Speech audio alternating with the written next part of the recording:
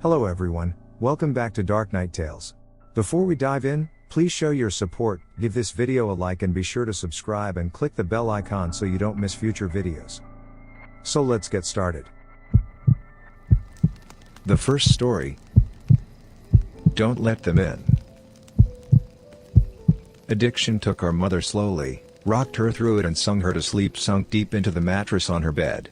When her back teeth fell out she left them on the side of the bathtub. I was 7, and I kept them in a matchbox, the missing pieces of her kept safe, so she wouldn't be lost forever. So maybe one day we could put her back together. Our house fell down around us, and we tried our best to raise ourselves. The ceilings had water damage and the bottom stairs had dry rot, and in the winters the radiators would bleed rust. But it was still our house, and Annie made it a home. My sister Annie mothered me, with lopsided band-aids on bruised knees and lukewarm microwave meals. She told me ghost stories and didn't mind when I crawled into her bed later on, too scared to sleep alone. She taught me to dance, barefoot on the living room carpet, music channel on full volume on the TV, shaking our hips before they were fully grown. She always let me shower first so the water was hot, never complaining when she had to make do with cold. She brushed my hair every day before school, even when I screamed and hit her when she caught the tangles. Annie was dark-haired like her father, whoever he had been, but I was blonde. Annie was desperate to be blonde too, like Marilyn Monroe, like Mom. I think she thought it would make them closer, remind Mom less of her dad. I'd give anything for her to have her hands in my hair one more time, even if it hurt. She moved to New York when I turned 18 and never came back. I still dream about her sometimes. Keeping up with our mother was impossible, and we learned from a young age we would always be left behind. It didn't make it any easier. When she was drinking light, she shone, would wake us up at 3 a.m. with pancakes, dripping in cherry syrup. Sometimes when the weather was right and she'd had enough being drunk alone, she would call our school up and tell them we had both come down with summer sickness and we'd drive to the beach instead. I remember being 9 years old in the back seat of the car coming home after one of our ocean days, sucking the salt from my fingers. Annie had just dyed her hair blonde, her best friend Jane helping her bend over our kitchen sink. From behind, I couldn't tell who was mother and who was daughter, radio up and windows down blowing the sky inside. When she was drinking heavy, she'd be out all night, hair piled up like a beauty queen, eyes glazed over and ringed with glitter and black. Sometimes she'd be gone a day or two, she would never tell us when. One day we'd just wake up to an empty house and the fridge packed full, post-it note on the front with a smear of Mom's lipstick in the outline of a kiss, telling us she'd be back soon. Sometimes she'd bring guys home, filling the table with beer cans and ashtrays, smoke up to the ceiling, Mom lost in the haze. We'd sleep with pillows over our heads, trying to drown out the music they would blast until the AM, and wake up to strangers at our kitchen table in the morning, asking us where we kept the coffee. When Mom drank too little she fell apart. She wouldn't buy food, refrigerator a gaping hole in the wall. She'd chain smoke, leaving cigarette burns on the wallpaper up by the stairs like the walls were sick and decaying. She barely slept, walking around with blue half-moons under her eyes, knuckles raw. She would scream at the slightest thing. I remember once when I spilled a glass of juice on the couch. She looked over at me with dead eyes and dragged me off onto the carpet and then took every single cushion off the couch and into the backyard and set them on fire. Annie went to watch a wall from the window and then sat next to me on the floor, backs pressed against the skeleton of the seats, head resting in the crater of my collarbones. When Mom drank too much was the worst. She'd laugh too loud and too long at anything and everything, until her mouth started to shake and she started crying, at the breakfast table into her cereal. Annie shut down when Mom was like this, went somewhere deep inside herself where nobody could hurt her. She'd stay up until the morning watching old black and white movies on TV, whispering the lines she knew by heart like prayers. When I was 5 I'd cry when I'd find Mom passed out cold on her bed, sure she would never wake up. Annie would wipe my tears, tell me she was only sleeping just like the princesses in my storybook. We'd sit on Mom's bed together and wait for her to wake up. When we were older, I was the one who would pick Mom up off the bathroom floor again and again, and Annie would put her to bed, smoothing her hair off her face and the vomit from her mouth, changing her clothes if she'd pissed herself. Watching them then, there was no doubt that Annie was the mother now. It was October and I was 13, Annie 16.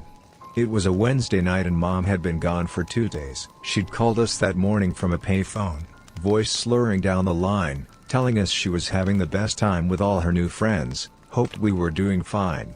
When she asked me if I was having a good birthday, I hung up on her. My birthday had been the day before. Annie had given me a pile of presents, strawberry lip glosses and glittery nail polishes. I didn't ask where she'd got the money for them. I didn't care. We'd taken the bus to the beach with Jane, eaten the birthday cake she had made for me, sand getting into the frosting. It tasted like sweetness and the sea, and I savored every bite and scrape of sugar against my teeth. We watched the sun go down, Annie snapping grainy photos on her SHD Nokia as I blew out my candles, wishing over and over that Mom wouldn't come home, that she'd just stay gone this time. But that Wednesday night, me and Annie weren't speaking, anger hung heavy between us, seeping through the floorboards. It began when she tripped at the bottom of the stairs. We'd both laughed, Annie throwing her head back, gap between her front teeth catching the light. When I'd bent to pick her up, I'd caught her breath, warm against the freckles on my cheeks. I let go of her arms and she fell again, hitting the floor and grinning, shaking her hair from her face. Her breath was heavy with whiskey. I couldn't start picking her up too, couldn't watch her fall again and again. Just like Mom, I knew she'd never get back up. I'd stared down at her, blonde hair fallen into her eyes, and all I could see was our mother, and then I was running, feet slamming the hallway like heartbeats turned loose. I'd run for the kitchen and tipped every bottle we had down the sink, shoving Annie back as she fought to stop me. Catching liquor on her fingers as it fell, she grabbed my shoulders and made me drop the very last bottle. It smashed between us on the floor, glass shards shining like we dragged the stars out of the sky and broken them, pieces we could never put back. Outside through the open windows, the sky turned pale gold, clouds a mess of pink and cream smeared across the horizon. I cried then, watching Annie on her knees picking up the pieces. That was Annie, always trying to fix things even when it was too late. The smell of food dragged me from my room, stomach turning traitor inside my ribcage. Annie was cooking pasta, real food not made in a microwave. She'd set the table, Tammy Wynette singing softly from the CD player, Annie gently swaying her hips as she stirred the tomato sauce, rich and warm. As we ate in silence, with every bite I forgave her. Mom never cooked dinner, or remembered my favorite was spaghetti ever since I was a kid, or stayed sober long enough to sit up at a table. Annie wasn't Mom. We were washing the dishes when we first heard it. A moth was crawling down the inside of the pane and I cracked the window to let it out into the dark. From the backyard came a faint sound. I tilted my head to listen as it was coming from far off. Crying. I figured it was Mika, the 2-year-old next door, having a tantrum loud enough for us to catch, or maybe even Lucky Strike, the cat that junkies down the street, begging for food like he sometimes did. I always wanted to feed him when he came around, winding over my ankles, but Annie always stopped me, saying once you started giving they never stopped taking. Looking back, I don't think she was talking about the cat. Annie flipped the Christmas lights strung up around the porch and we sat on the plastic beach chairs watching the skies. When we were little, we'd sit outside and Annie would tell me the names of all the constellations and the stories of how they came to be hung up in the night sky. I had to grow up before I realized she made them all up as she went along. It was a game we still like to play now, making up ridiculous stories for the shapes we could pick out. Ah, yes, that one there is the Coors Light. It got there when God dropped it out of his convertible window and never picked it up, she said, nodding sagely and hiding her smile. Of course, I said, waving my hands and pointing up past the power lines. Right next to the ashtray, left there by angels on a smoke break. Yeah, they say if you wish on it, all your dreams will come true, said Annie, grinning. She stopped laughing, voice quieter, face tilted up to all those dead stars. Let's wish, Emmy, let's wish. So we did. The sound of crying interrupted us. It was closer this time, and definitely human. We turned to each other, confused. Annie shrugged and I squinted out into the black. It sounded like a baby, lost and tired and alone. It must be Mika? I said, slowly getting to my feet. Maybe he walked around the back? Shit, do you want to call Connie and tell her we'll bring him over? Annie didn't reply, and I sighed, rolling my eyes. Guess I'll do everything then. I stepped off the porch, grass soft against my heels. The air smelled like it might rain, fresh and clean and growing. A promise unfulfilled. Annie's voice was strained. I turned to her, smiling. It died on my face when I saw the look on her own. Get inside now. She was staring out into the dark, past me, opening the door with one hand behind her, fingers fumbling on the catch. I froze, barefoot in the dirt. I'd found what she was looking at. In the bushes by the back fence was a person, crouched with their knees tucked up neat under the chin, arms wrapped around legs. Their mouth hung wide, softly opening and closing as he cried. Like a child, lost in the dark. Not like a child, but as someone pretending. Mimicking the sound, open and closed out in the blackness. Suddenly they straightened, snapping upright, face still hidden by the black. They were tall and thin, too thin to be a normal person. Panic made me move, animal instincts left over from the days we lived up in the trees carrying me forward. I was faster than Annie, dragging her inside and slamming the door behind us, hearing it bounce on its hinges as I locked it. We watched as the person slowly walked towards the house, steps deliberate and long. Annie reached for my hand, holding me tight, and turned me to face her, holding my shoulders. "Don't turn around, Emmy, don't turn around." Instinctively I started to look over my shoulder out into the darkness. Annie grabbed my face, hard, and shook her head. I knew then she was serious. Her voice cracked, and she cleared her throat, gripping my hand tight enough to hurt, nails digging in, grounding herself.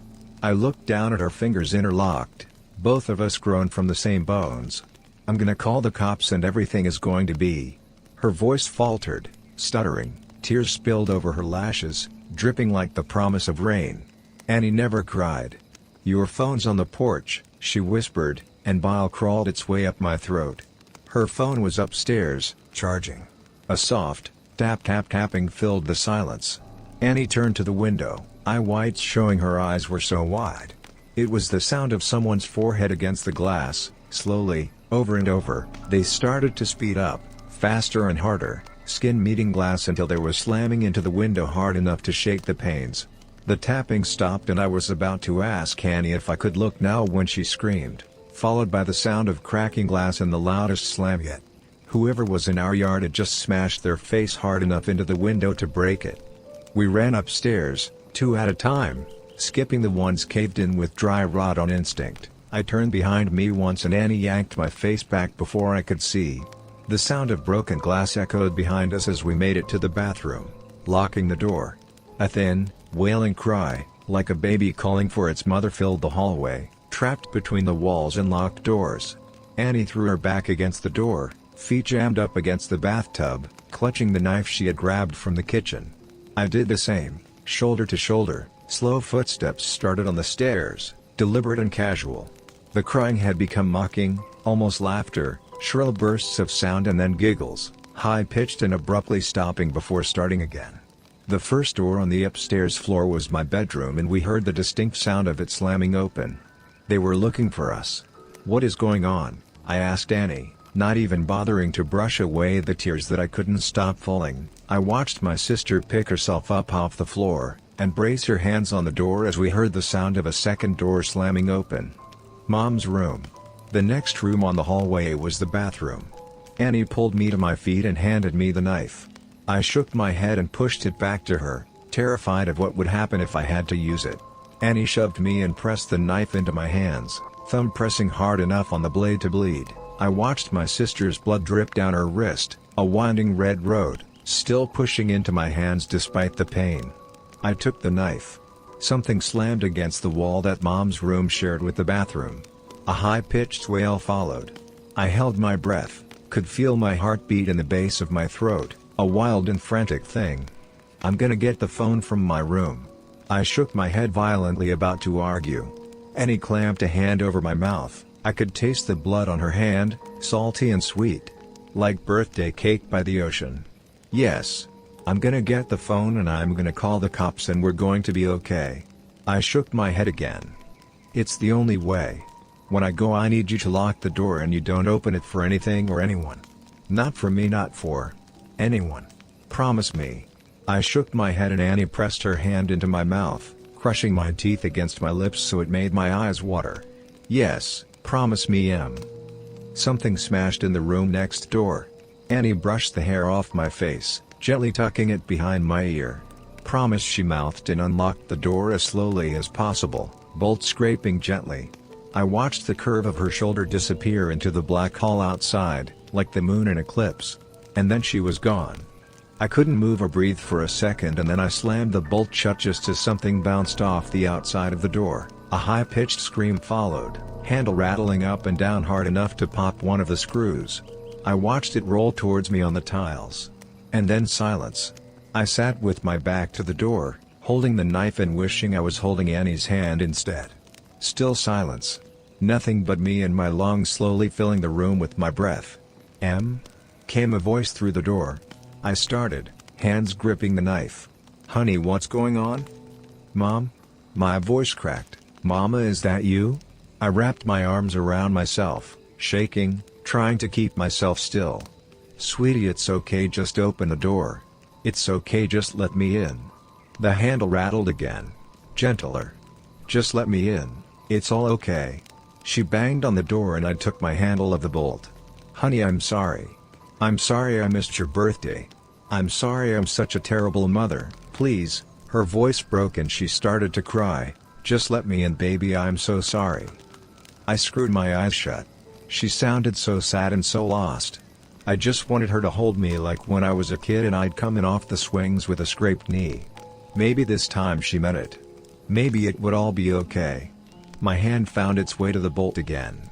My sister's voice came through the door, warm and gentle. "Yeah, Emily, let us in. It's all okay." My hand froze on the bolt and I tightened my grip on the knife. Annie never called me by my full name. A hand banged on the door, handle rattling. "Emily, let us in." Annie's voice became low and guttural, followed by the same shrill giggles from before. Mom spoke now, pleading and crying, voice getting louder and louder. "Let us in, let us in, let us in," over and over again, punctuated by her fists on the door. I thought about demons and monsters, all the bedtime stories we pray don't crawl out from under the bed. "That's not my sister and you're not my mother." I screamed through the door, hands over my head. I climbed into the bathtub and curled in a ball, cradling myself, knife clutched to my chest.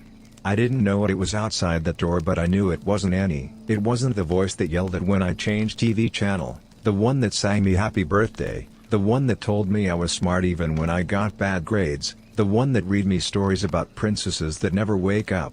It wasn't human. Bangs and yells came from downstairs, followed by the footsteps of people running.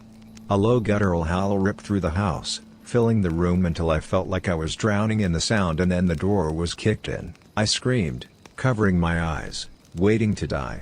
Arms found me and lifted me from the tub, carrying me from the room. I looked at the outside of the door as I was carried downstairs. It was covered in long scraping claw marks, dragged down to the floor. Pillows ripped apart covered the hallway in soft down, like it had snowed inside. I watched them drift slowly as men in uniforms checked each of the rooms that looked like they had been torn apart by something feral. Outside in our driveway were police cars and an ambulance. In the middle of it all was Annie, bathed in blue and red light as it washed over her, lit up in the dark like a neon angel, face aglow. I threw myself from the cop's shoulder and ran to her, holding us both together, broken pieces and all, standing under all those constellations we made up. Gentle screaming came from the ambulance, which rocked occasionally. Annie gently turned my head away, smiling so sadly it made my chest ache as I understood. Turns out there was no demon, no wild animal or bad man trying to break in. Just Mom, out of her mind on booze and drugs and everything in between, coming to the end of a week-long binge. Something had finally broken inside her head, and this time we couldn't put her back together no matter how hard we tried. Sometimes you fall one last time and you never get back up. Annie had seen her in the garden, blood dribbling from her mouth, track marks bulging on her forearms like unmapped roads, rail thin and desperate for one more hit, one more fix. She'd searched the kitchen for all the drink I'd thrown away, and when she hadn't found it, had come to hunt for the stash she hid in the bathroom. She hadn't wanted me, just the drugs on the other side of the door, so high she could mimic Annie's voice almost perfectly. Turns out the real monsters are the ones that eat you alive slowly, The kind that come in a bottle or a needle or at the end of a long list of reasons why you can't get out of bed in the morning. Sometimes the monsters are the ones that raise you or love you the most. But it's up to you if you let them in. The second story. A stowaway is hiding on the International Space Station. He isn't one of us. I awoke to a distant tapping sound which stopped a few moments after I opened my eyes. Beneath that noise was the familiar reverberating hum I'd grown accustomed to, but the tapping sound was unsettling and new. The International Space Station was constantly filled with noise, the most prominent a droning hum reminiscent of being trapped inside a powerful vacuum cleaner. The blinds were closed and darkness permeated every inch of my phone booth-sized living space. Blinking my eyes a few more times, I looked at the glowing face of my watch and saw it was still early. Not yet 5 a.m. We operated on a 24-hour day, despite the fact that we witnessed 16 sunrises in that span of time. If not for the simulated days, you'd lose your mind from perpetual jet lag. Our days began at 6 a.m. and finished at 9 p.m., the long shifts symbolic of the workload to be done in the short amount of time we each had aboard the ISS. Our days were broken down into 5-minute increments. Our schedules consisted mostly of experiments and associated documentation, meal times, video chats, and personal hygiene. Everything was meticulously scheduled into 5-minute chunks, even our bathroom breaks. Closing my eyes, I tried to go back to dreaming. My sleeping bag hovered in the air, held down by a strap so that it didn't float away in zero gravity. And so that it didn't bump into other people. With 10 crew members on board, real estate was at a premium. The space station was built for 6, but there have been as many as 13 people aboard at once. Every warm body brings a share of food, toiletries, and clothing, supplies which all take up precious space. Which is why it was so obvious to me when a stowaway insidiously came aboard the ISS, someone lurking in the shadows who was not supposed to be there. An 11th crew member, unaccounted for. I would see them out of the corner of my eye, like a mirage in the desert, only for them to disappear a second later. Always just a glimpse, never right in front of me. The thing was clever, and extremely good at disguising itself. Like an octopus, it blended with the colors of the walls and fit itself into vents and hidden places. This is all difficult to believe, I'm sure. But it's true. When I told the crew I expected them to be incredulous, instead, it sounded like everyone had quietly begun to notice the same things: movement in the shadows, rustling sounds, and missing items. Food and water, clothing and other, more personal items. At first we all thought it was a rogue crew member, a kleptomaniac cosmonaut with a penchant for taking too many rations and stealing dirty clothing. But after several crew meetings and weeks of careful observation, it became obvious that was not the case. None of us were stealing the supplies, we were sure of that much. Tap, tap, tap. The sound came again, with it a knocking noise, like a creaking pipe releasing pressure on a cold night. Hairs stood up on the back of my neck as I listened to that noise reverberating throughout the cabin. It was familiar, but I couldn't place it. Getting out of my sleeping bag, I began to head towards that sound, floating out of the tranquility node and guiding myself from handhold to handhold in the darkness. The hygiene and sleeping quarters were quiet, aside from the occasional sound of snoring. Tap, tap, tap. The noise came again and I tried to stay as silent as possible as I rounded a corner and went left. I continued to propel myself along through the American laboratory module, hovering past the expensive equipment and specimen containers. I wondered vaguely if the sound was coming from the Japanese lab. It seemed to be emanating from ahead and to the left. But no one was scheduled to be in there at this time. Opening the airlock door, I entered Kibo. The Japanese laboratory was empty, despite the sounds I had just heard coming from inside. Knock, knock, knock. Another noise from behind me now.